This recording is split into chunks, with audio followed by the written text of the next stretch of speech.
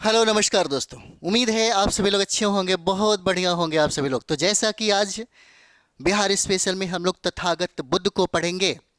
आज हमारा जो टॉपिक हो जाएगा तथागत बुद्ध हो जाते हैं। सबसे ज़्यादा सवाल इसी टॉपिक से पूछा जाता है नास्तिक संप्रदाय में।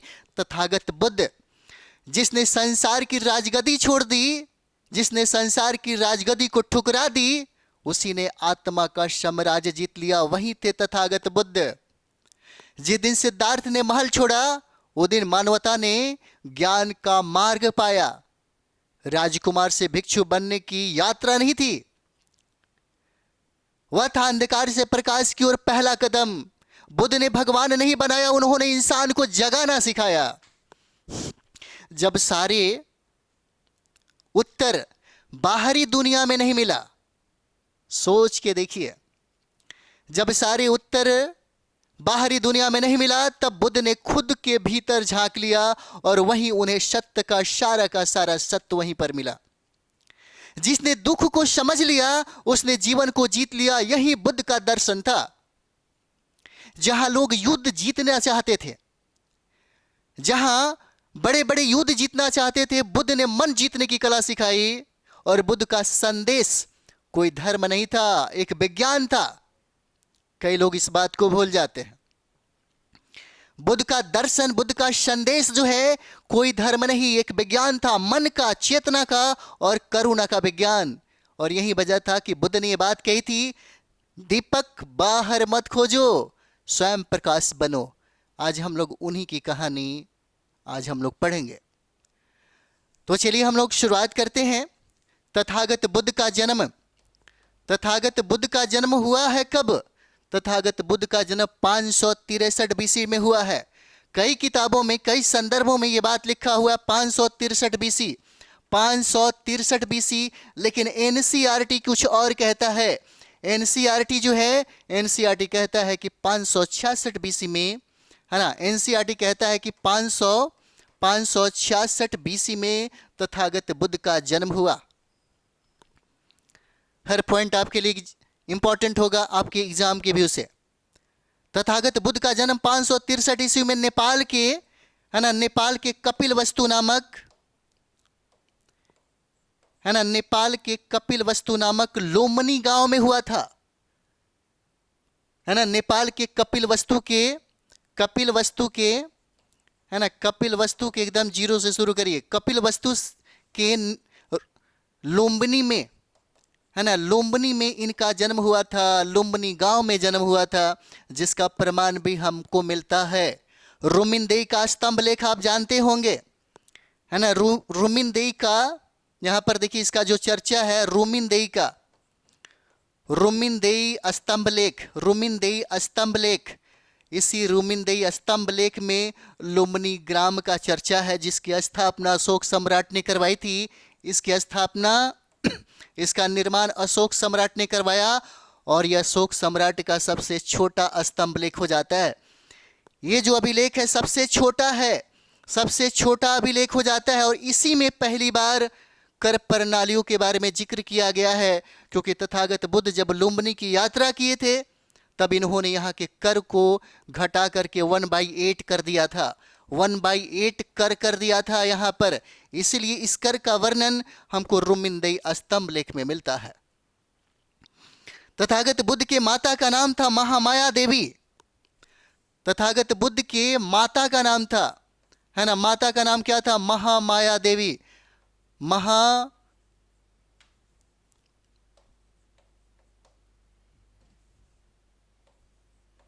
महामाया देवी। कभी कभी इनके वंश का संबंध भी पूछता है कि किस वंश से ये ताल्लुकात रखती हैं। तो ये कोलिया वंश से संबंध रखती हैं, कोलिया वंश। इनका संबंध जो है किस वंश से है? तो कोलिया वंश से हो जाता है। कोलिया वंश इंपॉर्टेंट है, पूछा जा सकता है। कई लोग ये बात जानते हैं कि इनके माता का नाम महामाया देवी है, हो सकता है इनके वंश के बारे में ना पता हो। जैसे इनके पिता का नाम है सुधोधन, इनका पिता का नाम क्या है? शुद्धोधन। इनके पिता का नाम है शुद्धोधन। लेकिन शुद्धोधन किस वंश से ताल्लुकात रखते हैं? तो ये शाक्य वंश से ताल्लुकात रखते हैं, है ना, शाक्य वंश। तो इस वंश को जरूर याद रखिएगा, एग्जाम के लिए बहुत ही ज़्यादा इंपॉर्टेंट हो जाता है ना। पूछा जा सकता है कि तथागत बुद्ध का किस वंश से ताल्लुकात था, तो पिता के नाम से ही अपने वंश को ताल्लुकात किया जाता है ना, माता के नाम से नहीं, पिता के नाम से ही। तो इनका जो कुल है, इनका जो वंश है, वंश और कुल जो है, वंश या कुल दोनों बात एक ही बराबर है। यह शाक्य वंश से संबंधित थे, शाक्य वंश से।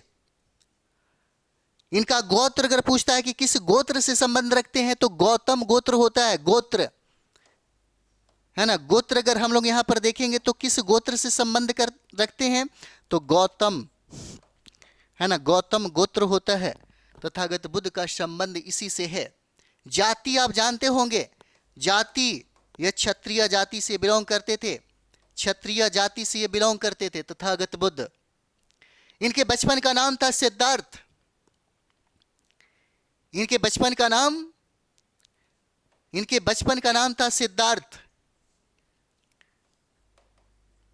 बचपन का नाम सिद्धार्थ था, सिद्धार्थ बचपन का नाम था। कई बार एग्जाम में पूछा हुआ है। इनके चचेरे भाई का नाम है देवदत्त। इनके चचेरे भाई का नाम है ना, चचेरा जो भाई हैं, इनके चचेरा भाई का नाम है देवदत्त, देवदत्त नाम है। इनकी एक बहन थी और बहन का नाम है नंदा। इनकी एक बहन और बहन का नाम क्या है, तो नंदा नाम है बहन का, नंदा बहन का नाम है। इनके माता की मृत्यु के बाद इनके पिता सुदोधन ने दूसरी विवाह की। इनकी मौसी का नाम था गौतमी प्रजापति। इनकी जो मौसी है ना, इनकी मौसी का नाम क्या है, तो गौतमी प्रजापति हो जाता है, गौतमी है ना प्रजापति। लालन पालन इन्होंने ही किया था। एक पंडित हैं जिन्होंने इनका नामकरण किया था। पूछा जा सकता है कि तथागत बुद्ध का नामकरण किसने किया था प्रारंभ में, तो नामकरण किसके द्वारा किया गया, तो नामकरण एक असीत नामक एक ब्राह्मण ने किया था।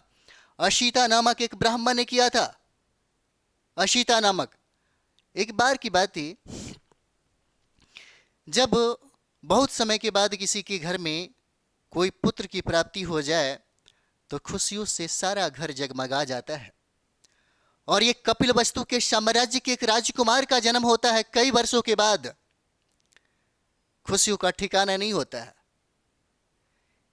तथागत बुद्ध के बचपन का नाम सिद्धार्थ है। चीजों को समझिएगा थोड़ा सा। इनके पिता सुदोधन को लगा कि हम अब अपने पूरे साम्राज्य में अपने बच्चों के लिए जो जन्मदिन का जो खुशियां होता है, पूरे साम्राज्य के लोगों के साथ हम मना सकते हैं। यही वजह था उन्होंने अपने साम्राज्य के जितने भी चाहने वाले, जितने भी जानने वाले जो राजा महाराजा थे, उनको निमंत्रण भेजवाई कि हमारे पुत्र के है ना जन्मोत्सव में आप लोग शरीक होइएगा। बड़े बड़े राजा महाराजा जन्मोत्सव में शरीक हुए। बहुत बड़ा आयोजन किया गया था सुदोधन के द्वारा। बहुत बड़ा एक आयोजन किया गया था। और कोई आदमी कभी सोच नहीं सकता कि हमारे इस आयोजन में कोई हट्ठी, कोई ब्राह्मण जो 12-12 वर्षों तक तपस्या करता हो, अचानक उसका कदम इस महल की तरफ आ जाएगा।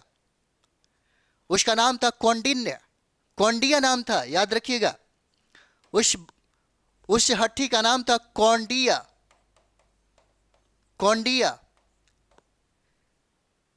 जब आयोजन में यह व्यक्ति शरीक हुआ तो सुदोधन को एक तरफ सबसे ज्यादा खुशी महसूस हुई, तो दूसरी तरफ बहुत ही ज्यादा तकलीफ देने वाली भी बात थी। तकलीफ देने वाली बात यह थी कि कभी किसी राजा महाराजाओं के समागम में यह व्यक्ति कभी शामिल नहीं हुआ था। 12-12 वर्षों के बाद ये कोई व्यक्ति अगर किसी अपने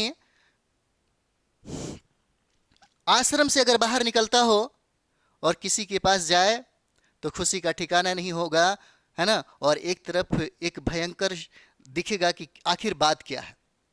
वही चीजें थी सुदोधन के लिए। सुदोधन को बड़ा अच्छा लगा कि भाई हमारे बच्चे के लंबी उम्र की कामना के लिए एक दुनिया का सबसे महान संत जो है, ऋषि है, ये हमारे दरबार में पहुंचा, हमारे घर पहुंचा है। तो बड़ी मान सम्मान और श्रद्धा भक्ति के साथ उन्होंने अपने बच्चों तक ले गए, सिद्धार्थ तक को ले गए। कहा जाता है कि कौंडिन्य जब उस बच्चों से मिले तो उस बच्चे का पैर पकड़कर रोने लगे। दुनिया के तमाम जितने भी लोग थे, तमाम जितने भी सम्राट थे, जितने भी राजा महाराजा थे, जितने भी बड़े थे, उनसे जितने भी बड़े लोग थे, सभी उनको लंबी उम्र का कामना कर रहे थे। लेकिन कौंडिन्य उस बच्चे तक पहुंचकर उसके पांव पकड़ करके रोने लगे। सोच के देखिए, एक छोटा सा बच्चा और दुनिया का सबसे बड़ा संत, दुनिया का सबसे बड़ा ऋषि, दुनिया का सबसे बड़ा हठी, जिसकी एक भविष्यवाणी में चीजें बदल सकती थी, ऐसी श्रद्धा और भक्ति उस समय लोगों के मन में था। जब इन्होंने सिद्धार्थ का पैर पकड़ के रोने लगे तो सबसे ज्यादा हैरान उस समय उनके पिता सुधोधन हो गए। सुधोधन, उन्होंने पूछा अपने ऋषि से कि महाराज, आपकी उम्र और इस बच्चे की उम्र में जमीन आसमान का फासला है। तमाम जितने भी लोग यहां पर पहुंचे हैं, शरीक हुए हैं, सारे लोगों ने इस बच्चों को अपना आशीर्वाद दिया है और आप बदले में इस बच्चे से आशीर्वाद ले रहे हैं। क्या हमारे इस बच्चों में कोई ऐसा अनहोनी जैसा होने वाला कुछ ऐसा दिखता है, या कोई श्राप दिखता है, या कुछ ऐसा भयंकर, कुछ ऐसा होने वाला है जिसकी वजह से आप रो रहे हैं? क्या इसकी जिंदगी में कोई तूफान आने वाली है? ये बड़ा समझिए कि एक होता है ना, भावुक होकर के सुधोधन ये बात कौंडिन्य से पूछ रहे थे। तब सुधोधन ने जवाब दिया, सुधोधन, इस बच्चे के जिंदगी में कोई तकलीफ नहीं है, अभी से लेकर के इसके मौत तक कोई तकलीफ नहीं है।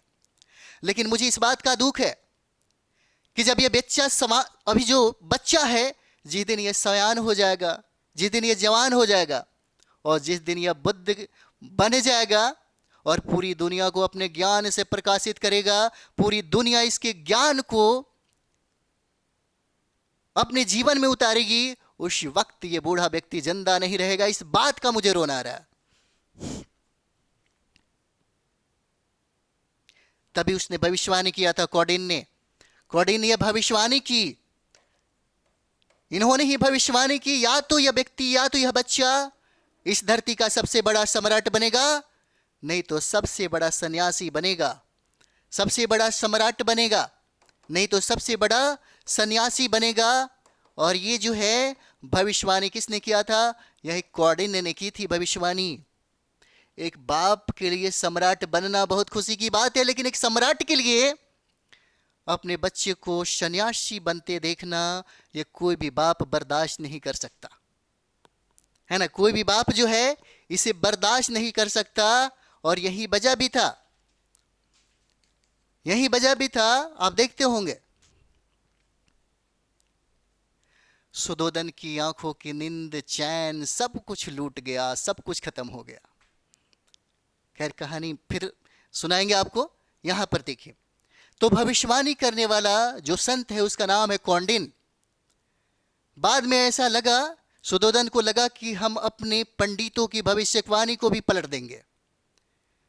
तब उन्होंने तथागत बुद्ध के ऊपर पहरेदारी कर दी और दुनिया के तमाम जितने भी सुख सुविधा थे उन सारे सुख सुविधाओं से लैस करवा दिया। इतना ही नहीं, भोग विलास, अयाशी, लग्जरियस लाइफ में उनको डुबा दी गई। उस समय दुनिया की जितनी सबसे खूबसूरत महिलाएं थी, उन खूबसूरत महिलाओं से तथागत बुद्ध का शादी हुआ था, जिसका नाम था, पत्नी का नाम देख लीजिए, यहां पत्नी का नाम है, पत्नी का नाम है गोपा। कई नाम से इनको हम लोग जानते हैं। बिंबा भी कहा जाता है, इनको बिंबा भी कहा जाता है, भदकचना भी कहा जाता है, भदकचना भी कहा जाता है, और इनको यशोधरा के नाम से भी हम लोग जानते हैं। यशोधरा, यशोधरा के नाम से हम लोग जानते हैं, फिल्म में आप देखे होंगे तो यही नाम बार बार प्रचारित किया जाता है। इनसे एक पुत्र की प्राप्ति हुई जिसका नाम है राहुल। पुत्र की प्राप्ति हुई और पुत्र का नाम था राहुल, नाम था राहुल, पुत्र का नाम राहुल था। यहां पर बहुत समय के बाद आप एक बात देखते होंगे, इनके एक मित्र थे जो रथ चलाते थे, जिनका नाम था छन्ना। सारथी कह सकते हैं, सारथी कह सकते हैं, मित्र कह सकते हैं। इनका मित्र था चन्ना, चन्ना कह सकते हैं, छन्ना भी नाम है। इनका बहुत बड़ा, बहुत प्यारा घोड़ा था। जिस तरह से आप देखते होंगे ना झांसी की रानी की एक घोड़ा जिसका नाम था बादल और पवन, उसी तरीके से तथागत बुद्ध का बहुत प्रिय घोड़ा था जिसका नाम था कंथक। इनका एक घोड़ा था, घोड़ा, और घोड़ा का नाम क्या था? कंथक नाम था। कंथक, कंटक भी कह सकते हैं, कंथक घोड़े का नाम था। एक बार की बात थी, तथागत बुद्ध ने अपने मित्र को कहा, सारथी को कहा, छन्ना रथ तैयार करो और मुझे एक बार इस राज्य को घुमाओ। क्योंकि उस समय तक शादी विवाह हो चुका था और अपने पिता की जो पहरेदारी थी कमजोर पड़ गई थी। उस समय उनको कोई डाउट नहीं था, क्योंकि पुत्र की प्राप्ति के बाद सुदोधन को लग गया कि हमने जो पंडितों की भविष्यवाणी सुनी थी उस भविष्यवाणी को मैंने पलट के रख दिया। अब मेरा पुत्र सन्यासी नहीं बन सकता, मेरा पुत्र अब इस कपिलवस्तु का सबसे बड़ा राजा बनेगा। छन्ना घोड़े को तैयार किया, रथ पे सवार होकर तथागत बुद्ध जैसे ही अपने दरबार के बाहर निकले तो एक बूढ़ा व्यक्ति को देखा था। जब कोई आदमी अपने जीवन में किसी दृश्य को देख नहीं पाता तो बहुत मनन चिंतन करता है। पहला दृश्य, एक बूढ़ा व्यक्ति को, चार दृश्य उनके जीवन को बदल दिया, चार दृश्य तथागत बुद्ध के जीवन को बदल दिया। सबसे पहला एक बूढ़ा व्यक्ति देखा। बूढ़ा व्यक्ति, आप सोच सकते हैं, एक बाप अपने बेटे के लिए, एक बाप अपने बेटे के लिए जो व्यवस्था कर सकता है दुनिया के तमाम कोई भी व्यक्ति नहीं कर सकता। कितनी पहरेदारी में सुदोधन ने अपने पुत्र को रखा ताकि अगर उनके सामने किसी का, अगर कोई बूढ़ा व्यक्ति अगर नजर आ जाए तो बूढ़ा व्यक्ति मृत्यु का प्रतीक होता है और मृत्यु का प्रतीक आदमी को बैराग की तरफ ले जा सकता है। यह बात सुदोधन को पहले से पता था और यही वजह थी कि अपने राज दरबार में सारे लोगों को, जितनी भी लड़कियां थी, जितने भी लड़के थे, सारे के सारे लोग यंग थे, बुद्ध की उम्र के थे, तथागत सिद्धार्थ की उम्र के थे, सब यंग थे, कोई बूढ़ा व्यक्ति नहीं था। यहां पर बूढ़ा व्यक्ति को देखते ही तथागत बुद्ध ने पूछा सारथी से, छन्ना ये आखिर है कौन? उसने कहा कि बूढ़ा व्यक्ति है। ओह माय गॉड, सोच के देखिए, जिसने अपने जीवन में कभी देखा नहीं हो क्या महसूस कर सकता है। इसका मतलब यह है कि हमारी प्रिय पत्नी जो बहुत ही खूबसूरत है, एक दिन वो भी बूढ़ी हो जाएगी, एक दिन हम भी बूढ़े हो जाएंगे, एक दिन तुम भी बूढ़े हो जाओगे। हाँ, सारे लोग बूढ़े हो जाते हैं। पहला झटका। सोचिए, बुढ़ापा बीमारी, बुढ़ापा क्या है? मृत्यु का प्रतीक है। एक यूरोप की एक कन्या थी जिसको किसी ने बताया कि तुम पूरी जिंदगी भर जवान और रह सकती हो। तब उसने क्या किया? उसको किसी ने बताया कि अगर तुम मेमने का, अगर ब्लड से अपने पूरे शरीर पर फेशियल कराओगी तो हमेशा हसीन और खूबसूरत रहोगी, यंग रहोगी। महिला रोज एक मेमने के खून से फेशियल करवाती थी। हिरण के अभी अभी जो बच्चा पैदा होता है उसको मेमना कहा जाता है, मेमना कहा जाता है हमेशा, क्योंकि उसे यकीन था कि अगर हम मेमने के खून से पूरे बॉडी में अगर फेशियल करवाएंगे तो हम हमेशा जवान रहेंगे, हसीन रहेंगे। लेकिन बेचारी बाद में आत्महत्या कर लेती है, अपनी बुढ़ापा नहीं देख पाती। तब उन्होंने पूछा, सिद्धार्थ ने पूछा सारथी से कि लोग बूढ़ा क्यों होता है? कहा कि मेरे पास इसका जवाब नहीं है।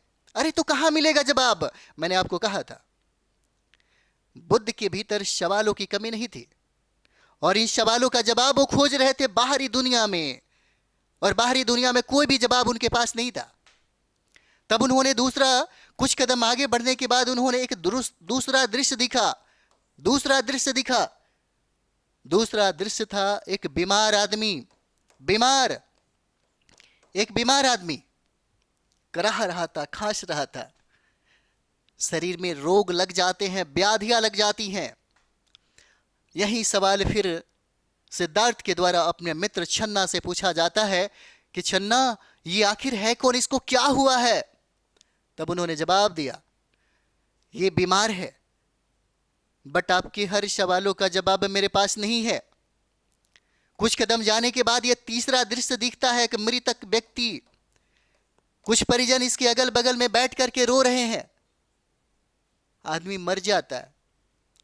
वियोग है, करुणा है, दुख है, तकलीफ है। ये जो करुणा,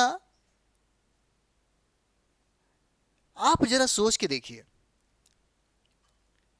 आपने भी अपने जीवन में किसी बुढ़े व्यक्ति को देखा होगा, आपने कभी अपने जीवन में बीमार व्यक्ति को देखा होगा, और आपने अपने जीवन में मृतक व्यक्ति को प्रतिदिन कभी न कभी देखा होगा। आपके घर में आते जाते सड़कों पर सन्यासी को देखा होगा, लेकिन जो सीने में आग बुद्ध को लगी थी, वो सीने में आग आपको कभी नहीं लगी। और यही चीज था, यही चार दृश्य तथागत सिद्धार्थ को बैराग्य की तरफ लेकर के चला गया। मृतक व्यक्ति, और उसके बाद जो चौथा दृश्य हम लोग देख रहे थे यहां पे, वो चौथा दृश्य है सन्यासी का, दुनिया में मग्न सन्यासी का, है ना। यह सन्यासी का है।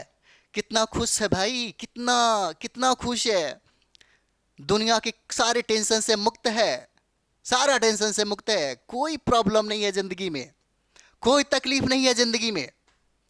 मजा आ रहा है।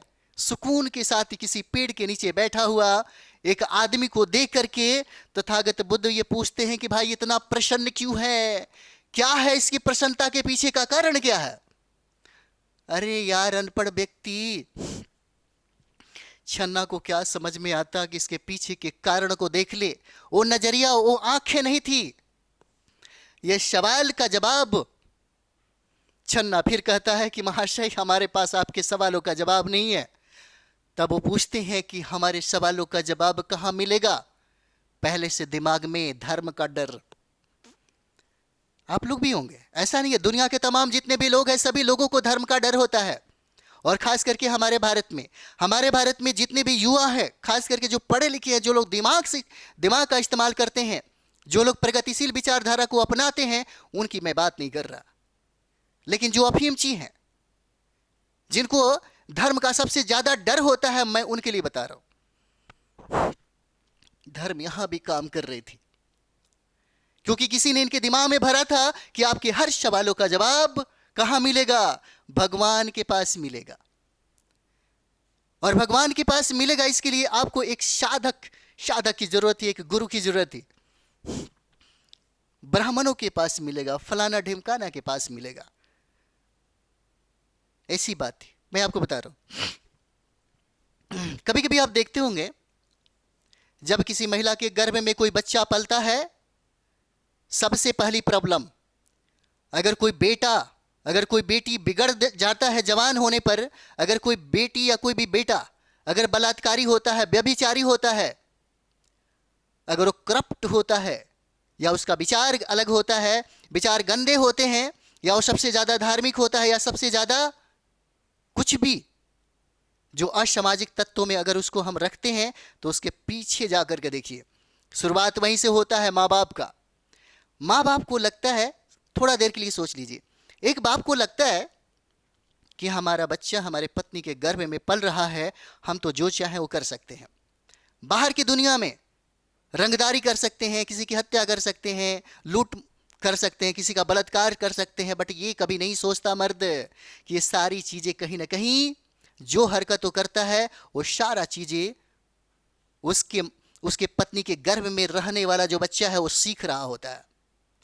इसलिए कभी कभी ये बात भी कहा जाता है कि आज आपके बच्चों में जो प्रभाव दिखता है, वो आप ही का कहीं ना कहीं किया हुआ, है ना, कर्तव्य है या कोई काम है। जैसे यहां पर एक भी चीज और भी समझ सकते हैं। जैसे ही जब बच्चे के जैसे ही मां के गर्भ में वो बच्चा पलने लगता है तो उसके घर का माहौल देखिए, फलाना धार्मिक किताबें पढ़ाओ, है ना, धार्मिक बातें करो, विज्ञान की बात खत्म हो जाती है, संस्कार की बात खत्म होती है। लेकिन जरा सोच के देखिए, उस बच्ची को हम क्या दे रहे हैं? घर का माहौल एकदम रामायण महाभारत फलाना ढिमकाना, जितनी भी देवी दुर्गा सारे फोटो लगा दिए जाते हैं, सारे फोटो लगाए जाते हैं। वो जो देखती है वही उसके मन में चलता है, वही उसका बच्चा सीखता है। धर्म का जो जन्म घुट्टी होता है ना, वो धर्म का जन्म घुट्टी पहले से ही उसको पिलाया जा रहा है। जैसे ही वो बच्चा बाहर आता है, वो धर्म के साथ पैदा होता है। ज्यों ज्यों उसका कद बढ़ता है ना, उसी तरीके से उस धर्म का डर भी उससे ज्यादा बढ़ते चला जाता है। कोई आदमी धर्म पे डिस्कस करने वाला, धर्म पे तर्क वितर्क करने वाला, क्या सही और क्या गलत है, इतना नजरिया डेवलप है? क्योंकि आपने उसी वक्त उसकी आंखें जो है ना बंद करवा दिया। आपने अच्छी बातें बताई ही नहीं। इसका फर्क पड़ता है, इसका असर पड़ता है। साइंस पढ़ेंगे, है ना, और खास करके कुछ ग्रंथ भी ऐसे अगर पढ़ेंगे तो आपको पता चलेगा। अगर किसी घर में अगर एक कोई बाल बच्चा सबसे ज्यादा शरीफ होता है, सबसे अच्छा होता है, सबसे बढ़िया विचार वाला होता है, इंटेलिजेंट होता है, तो उसके पीछे उसके माँ बाप का सबसे ज्यादा योगदान होता है उस समय में। तब इनको लगा कि भाई हमें तो यहां पे कुछ नहीं मिलने वाला है, और ये घर छोड़ देते हैं। छन्ना को रात में, आधी रात को लेकर के निकल जाते हैं और पहुंचते हैं कहां पे? ओनम नदी के तट पर। ओनम नदी के तट पर पहुंचते हैं, ओनम नदी के तट पर। और यह ओनम नदी कहां पर है? वैशाली में, वैशाली में। और यहीं पर छन्ना को कहते हैं कि भाई मेरा सारा वस्त्र, जो मेरा राजसी वस्त्र है, इसको ले लो, तुम यहां से जाओ, जाओ बता देना कि मैं एक सत्य की खोज में जा रहा हूं। जब ये ओनम नदी के तट पे पहुंचे तो वहां पे स्नान वान करने के बाद उन्होंने गुरु को तलाशना शुरू कर दिया। और उनके पहले गुरु मिले जिसका नाम था अल्लार कलाम। पहला गुरु, याद रखेंगे आप लोग, पहला गुरु थे, पहला गुरु जिसका नाम था अल्लार कलाम। अल्लार, है ना, अल्लार कलाम नाम था। अल्लार कलाम ये शांख दर्शन के सबसे बड़े विद्वान थे, और इन्होंने तथागत बुद्ध को शांख दर्शन की शिक्षा दी थी। हो सकता है ये भी सवाल आपसे पूछे, शांख दर्शन की शिक्षा, शांख दर्शन की शिक्षा इन्होंने तथागत बुद्ध को दी थी। लेकिन तथागत बुद्ध, कहा जाता है कि अल्लार कलाम के पास जितने भी शिष्य यहां पर आए, उनमें सबसे अलग थे तथागत बुद्ध, सबसे अलग थे सिद्धार्थ। इनका मन नहीं भरा यहां पे, लगा कि बरसों यहां पर गुजारने के बाद हमें कुछ नहीं मिलने वाला। तभी वहां से आगे बढ़ जाए, और आगे बढ़ने के बाद पहुंचते हैं कहां? राजगीर। और ये जो पहला गुरु मिले थे, कहां पर मिले थे? वैशाली में। याद रखिएगा, ये वैशाली के पहला गुरु मिले थे। जब इनका मन नहीं भरा, इनको लगा कि हमारे सवालों का जवाब इनके पास नहीं मिल पा रहा है, तब इन्होंने अपना कदम बढ़ाई और ये पहुंच गए कहां पर? राजगीर में। राजगीर में, जहां पर इनको दूसरा गुरु मिले, दूसरा गुरु मिले जिनका नाम था रुद्रक रामपुत्र। रुद्रक रामपुत्र नाम था। और ये मिले थे कहां पे? राजगीर में मिले थे। ये राजगीर में मिले हुए थे, राजगीर में। दूसरे गुरु का नाम है। यहां पर एक चीज और भी कहा जाता है, कहा जाता है कि गुरु ने जो बातें बताई थी ज्ञान की प्राप्ति के लिए, जो गुरु अपने जीवन में उन आदर्शों का पालन नहीं किया था, उन आदर्शों को पालन करने की चाहत यहां पे रुद्रक रामपुत्र तथागत बुद्ध से रखते थे। तथागत बुद्ध भी इस बात को समझते थे कि हमें को ज्ञान की प्राप्ति हुई है। कभी कभी आप देखते होंगे, आप जब घर को छोड़ करके, घर के हालातों को, और आपके अंदर की बेचैनी जो होती है, जो भूख होती है, अगर उसके लिए हमेशा सोचते हैं तो सिर्फ आपका टारगेट वही रहता है, वही रहता है सिर्फ टारगेट। इनको कहा जाता है कि भाई भूख प्यास सब कुछ त्यागो, खाना पीना सब कुछ त्यागो, तब जाकर के तुम्हें भगवान से मुलाकात होगी, तुमको तुम्हारी ज्ञान की प्राप्ति हो जाएगी। अगर इनके गुरु रुद्रक रामपुत्र अगर 2 दिन कहते तो 1 सप्ताह तक ये भूखे रहते थे। अगर उनको बोलते थे कि आपको 4 दिन 5 दिन अगर भूखे रहना है, तो ये तथागत बुद्ध कम से कम 15 और 20 दिन रहते थे। इस तरीके से उनका हट्ठा कट्ठा शरीर, एकदम बलवान बलशाली थे। क्योंकि आप देखते होंगे बचपन में जब अपने भाइयों के साथ जब मल्लयुद्ध में लड़ते थे तो मल्लयुद्ध में किसी को ये पछाड़ देते थे, किसी को जीतने तक नहीं दिया अपने जिंदगी में। शरीर भी बहुत मजबूत बना के रखा था तथा सिद्धार्थ ने, लेकिन वो सारा शरीर सत्य की खोज में एकदम दुबले पतले हो गए, दुबले पतले हो गए। लगा कि अरे अब तो क्या हुआ। सोच के देखिए, उस राजगीर में एक छोटे से नदी को पार करने के लिए, जिस नदी की हम लोग बात करते हैं फल्गु नदी, फल्गु नदी जिसको हम लोग निरंजना नदी कहते हैं, निरंजना नदी, इसको पार करते करते सिद्धार्थ बेहोश हो गए, शरीर में जान ही नहीं था। बहुत देर के बाद इनका नींद जब टूटा तो एक पेड़ के नीचे बैठे थे और वहीं पे एक सुजाता नामक एक कन्या थी, सुजाता नामक एक कन्या है ना, सुजाता नामक एक कन्या थी, कन्या जिसने खीर बना करके पहली बार तथागत बुद्ध को खिलाई थी। ये अकेले नहीं थे ज्ञान की खोज के लिए, इनके साथ 5 ब्राह्मण भी थे जिनको भी सत्य की जानकारी चाहिए थी, सत्य की खोज चाहिए था। वो लोग भी सिद्धार्थ का साथ दे रहे थे, सिद्धार्थ के साथ थे। आप लोग भी, कई लोग एक साथ 2 4 5 लोग मिलकर के आप लोग कंपटीशन तैयारी करते होंगे, है ना, उसमें 1 2 बन जाता है, कोई नहीं बन पाता है। कभी कभी वादा इरादा किया जाता है कि यार तुम बन जाना तो कुछ दिन तक मेरे को देखना, है ना, या हम बन जाएंगे तो हम कुछ दिन तक तुमको देखेंगे। इसी तरीके से वादा इरादा होता है। लेकिन 5 मित्र जब देखा कि सुजाता कन्या के हाथों खीर खा लेते हैं, तब 5 मित्रों को लगा कि ये व्यक्ति क्या है, भ्रष्ट हो गया। जिस सत्य की मार्ग पे चला था उस सत्य की मार्ग से भटक गया। और इसी समय उन 5 पंडितों ने, उन 5 ब्राह्मणों ने तथागत बुद्ध का साथ छोड़ करके वो लोग सारनाथ चले गए। और यहीं पर तथागत बुद्ध ने क्या किया था, इन्होंने यहीं पर तपस्या की। कहा जाता है कि 35 वर्ष की अवस्था में तपस्या के 8वें दिन इनको ज्ञान की प्राप्ति हुई थी। कहां पर, 35 वर्ष की अवस्था में, है ना, 35 वर्ष की अवस्था में, 35 वर्ष के उम्र में, है ना, अपने तपस्या के 8वें वर्ष, तपस्या के 8वें वर्ष उनको ज्ञान की प्राप्ति हुई। ज्ञान की प्राप्ति कहां, बौद्ध गया में, बौद्ध गया में, है ना, पीपल वृक्ष के नीचे, पीपल वृक्ष के नीचे, पीपल वृक्ष के नीचे हुआ था। और ये ज्ञान की प्राप्ति इनको निरंजना नदी के तट पर हुआ, फल्गु नदी के तट पर हुआ, यहीं पर। और ये इनको ज्ञान की प्राप्ति 6 वर्ष की कठोर तपस्या के बाद हुई थी। 6 वर्ष की कठोर तपस्या के बाद हुआ था, 6 वर्ष की कठोर तपस्या के बाद पीपल वृक्ष के नीचे। और यही पीपल वृक्ष को आप देखिए, कोई ऐसा धर्म होता है ना गजब का, अगर तथागत बुद्ध नहीं होते तो आज आपके भारत को लोग पूछता तक नहीं, है ना। अगर आपकी पहचान इस पूरे संसार में अगर बनी तो तथागत बुद्ध से। और आपको मैं बताऊं, तथागत बुद्ध नहीं, है ना, जो हम लोग कहते हैं ना कि ये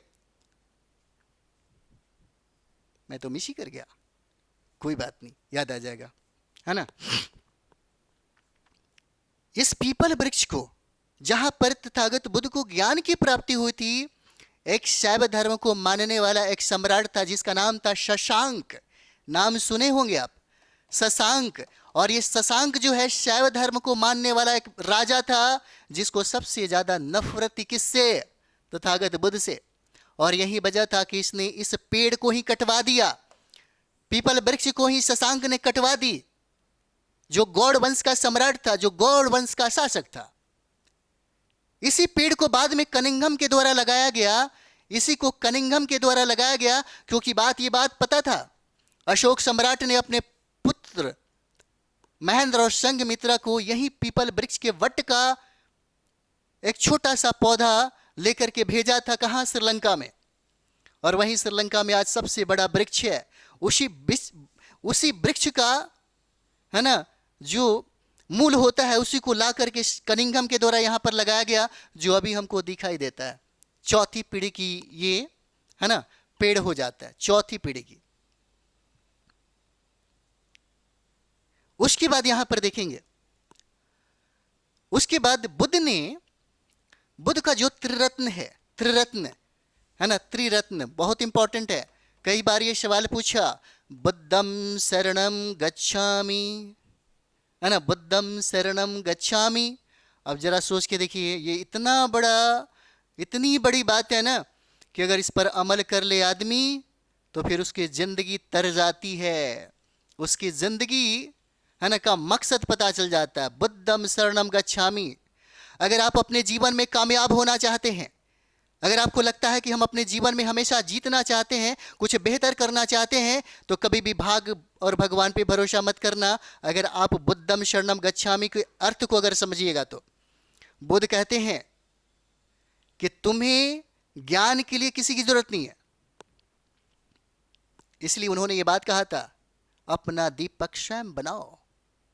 उन्होंने कहा कि अगर तुम्हारे दुख है, अगर तुम्हारे पास परेशानी है, अगर तुम्हारे पास कोई भी प्रॉब्लम है, तो तुम्हें किसी भगवान के शरणों में जाने की जरूरत नहीं है।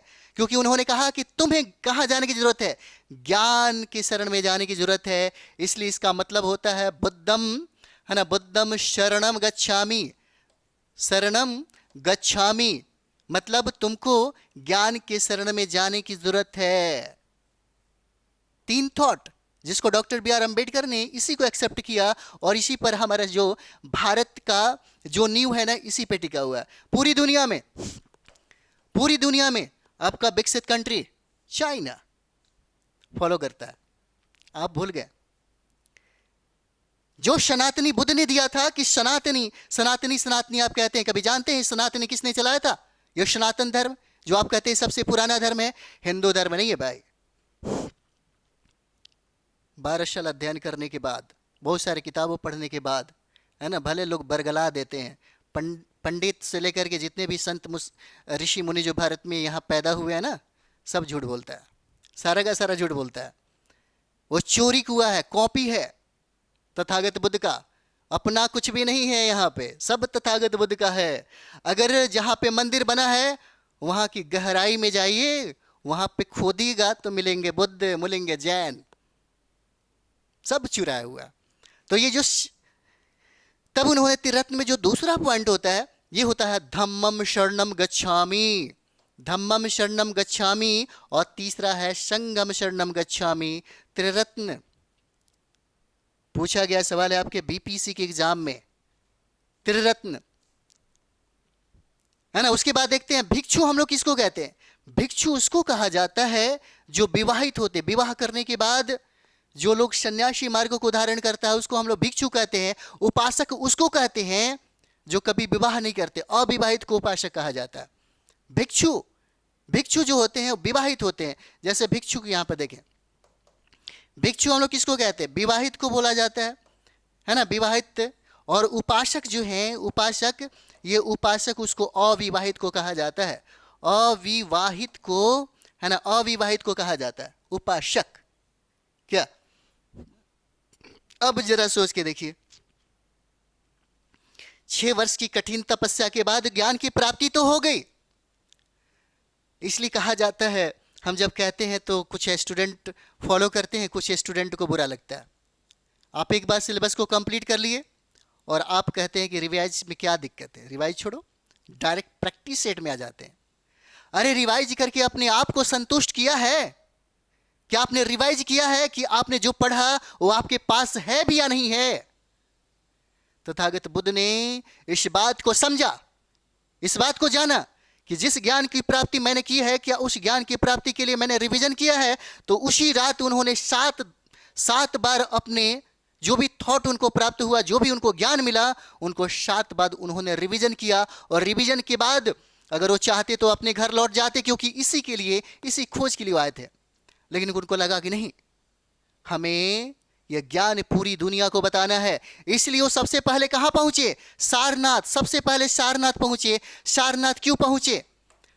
सारनाथ क्यों पहुंचे? क्योंकि इनका जो मित्र था ये कहा था कि भाई तुमको अगर ज्ञान की प्राप्ति हो जाए तो तुम मेरे को बता देना यार, नहीं तो अगर हमें हो जाएगा तो हम आपको ज्ञान की प्राप्ति बताएंगे।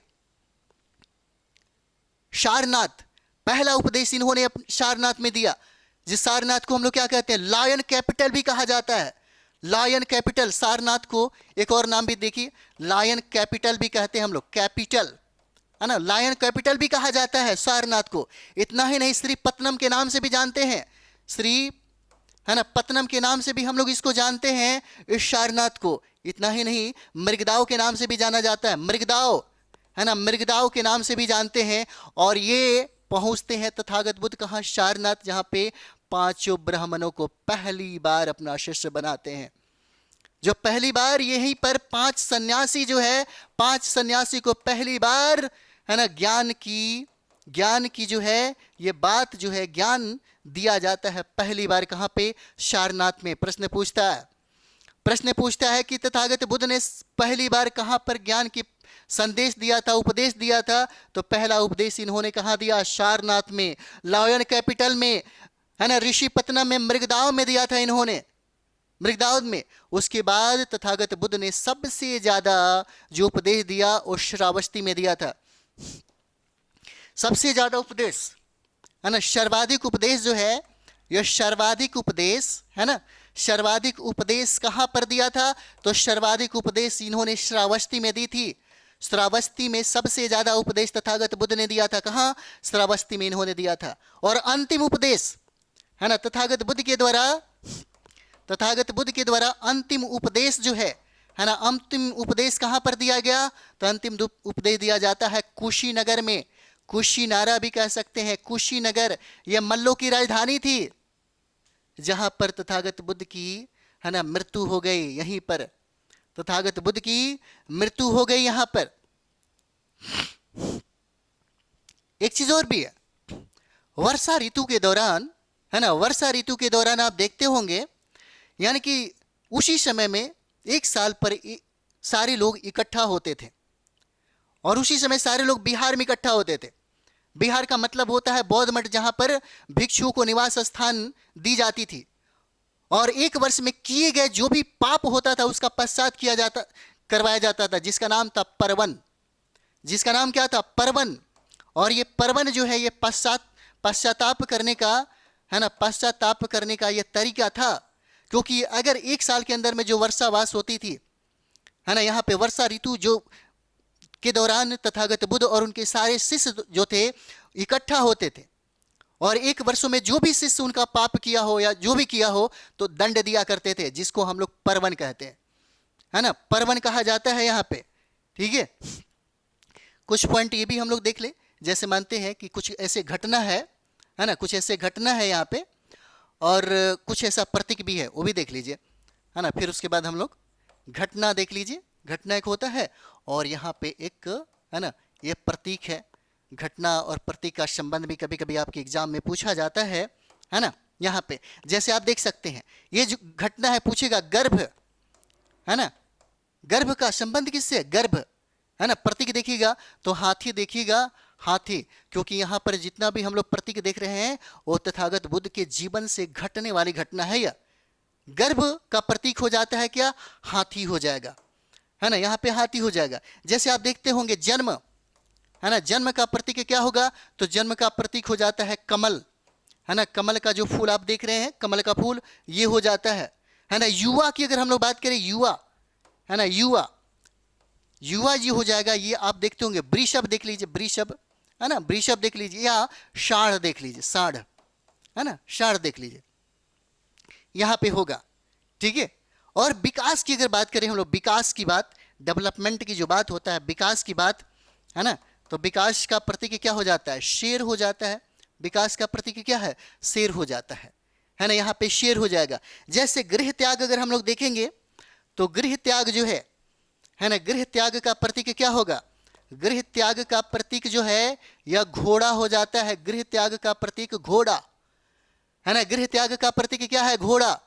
और जिस दिन गृह त्याग इन्होंने किया था उस घटना को हम लोग महाभिनिष्क्रमण काल कहते हैं, महाभिनिष्क्रमण कहा जाता है ना, महाभिनिष्क्रमण कहा जाता है। ज्ञान का अगर हम लोग प्रतीक यहां पर देखें, ज्ञान का तो क्या होगा? पीपल का वृक्ष हो जाता है। पीपल का वृक्ष, जहां पर तथागत बुद्ध को ज्ञान की प्राप्ति हुई थी, तथागत बुद्ध को यहीं पर क्या हुआ था? ज्ञान की प्राप्ति हुई थी। पीपल वृक्ष की बात। जैसे प्रथम उपदेश आप लोग देखते होंगे, जो धर्म चक्र, जो परिवर्तन कहा जाता है, प्रथम उपदेश को, है ना। प्रथम उपदेश अगर हम लोग देखें यहाँ पे प्रथम उपदेश, तो प्रथम उपदेश को हम लोग क्या कहते हैं, धर्म चक्र परिवर्तन कहा जाता है ना। धर्म चक्र परिवर्तन कहा जाता है। और एक चक्र का आपको यहाँ पर प्रतीक मिलेगा, चक्र का एक प्रतीक मिलता है यहाँ पे।